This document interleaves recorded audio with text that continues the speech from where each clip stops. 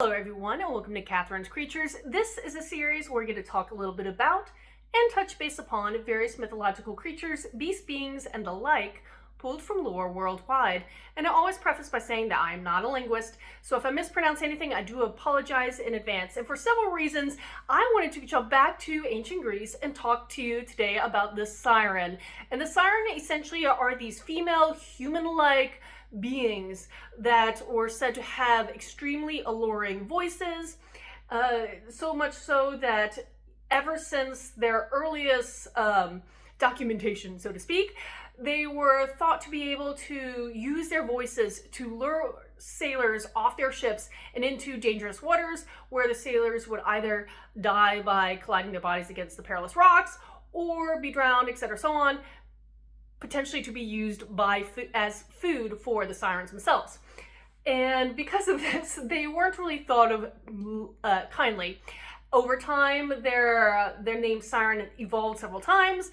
One point becoming this symbol, essentially. The Siren became a symbol of the dangerous temptations that women could embody. And this was kind of utilized a lot through Christian art during the medieval period. Later on, even still, the name Siren kind of became almost synonymous to the idea of the mermaid, even though their earliest descriptions were very, very, very different. But the Sirens, like many old myths that have been around for a while, again, have this kind of evolutionary aspect, and we're going to talk about that, especially with their descriptions and how that has changed dramatically over the years in just a moment. But the word Siren actually has pre-Greek origins, thought to kind of translate to the words either binder or entangler, again, the concept of snaring victims using their voices. And originally, the first kind of documentation that we have is Homer's Odyssey. And in Homer's Odyssey, he never actually physically described the Siren. He just talked about them and their voices and what their voices were capable of when Odysseus was able to figure out a smart way to escape the Siren's music, their call, their voice. But as time went on, by the time that Polonius of Rhodes, the author of the Argonautica, one of the best translations of Jason and the Argonauts, by the time he was writing his story, he actually started to describe what the sirens might look like. And in his descriptions, they were part woman, part bird, but he kind of left it loose like that. By the 7th century BC, they've started being described as human-headed birds, influenced probably by the Ba bird of ancient Egypt and that myth religion era.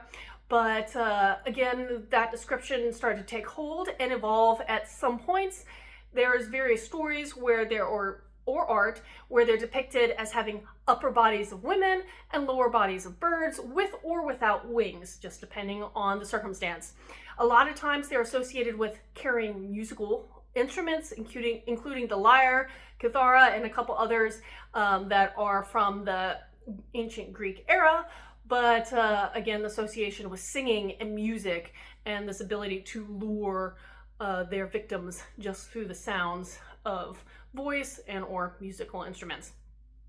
Now, originally in some earlier documentations, sirens could be both female or male, but the males were kind of dropped off after time, and then they just became associated as being an all-female entity, which does appear a lot in ancient Greeks lore and myth, so that should not be too surprising. During the classical period of the 8th century, that's when they started being associated with mermaids and started dropping the idea of them being part bird and picking up the part fish concept, again related to the mermaids of the medieval period and thereafter.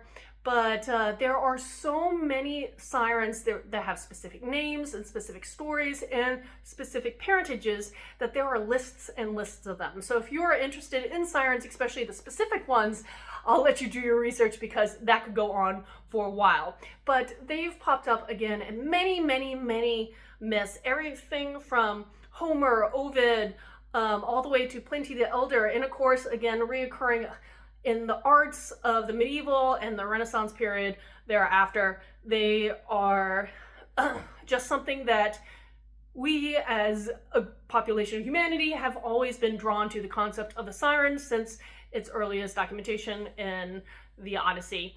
And actually, going back to the classical era, they were starting to be associated with the concepts of death, probably because they are known to unalive, murder their victims.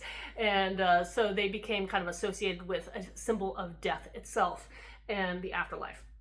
But if you have any questions about this or anything else, please post them in the comments below or message me on any of my other social media. Until next time, everyone, Skål.